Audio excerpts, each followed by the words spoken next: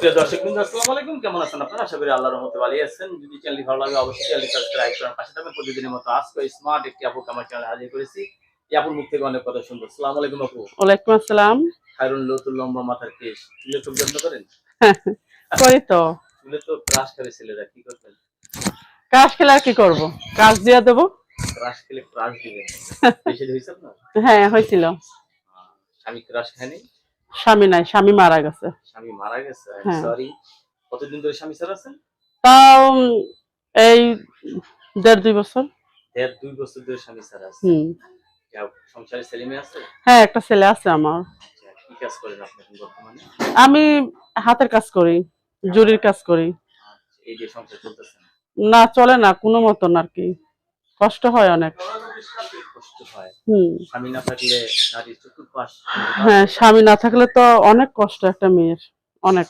একটা বাচ্চা নিয়ে। সবথেকে বড় কষ্ট সমাজের কিছু লোকের আছে, কথা বলে, হুম। বাজে কথা বলে, ঠিক না? গরিবের বউ সবারই ভাবি হয়ে দাঁড়ায়। যাই হোক, আপনি নতুন করে সংসার করতে চাচ্ছেন না?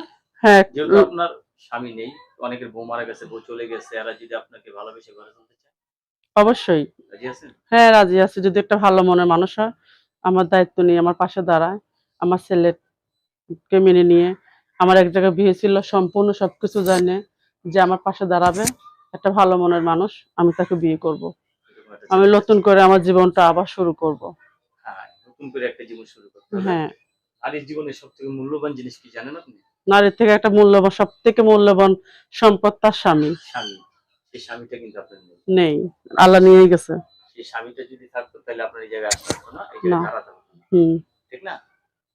আচ্ছা, আপনার অনেকের বউ মারা গেছে, বউ চলে গেছে, এই সমস্ত পুরুষ আপনার একটু ভালো হয়। কারণ ওরা বউর দুঃখ বুঝে, আপনি স্বামীর দুঃখ বুঝেন। হ্যাঁ, হ্যাঁ, ঠিক না? ঠিক। লেখাপড়া করছে কিছু? হ্যাঁ। ফ্যামিলিতে কে কে আছে আপনার? বাবা মা ভাই বোন কেউ আছে? এখন আমার ফ্যামিলিতে বাবা বাবা মা এখন কেউ নাই, আমি একটা ঘর ভাড়া নিয়ে থাকি। তারা দেশের বাড়ি থাকে, এটা তো বিক্রমপুর।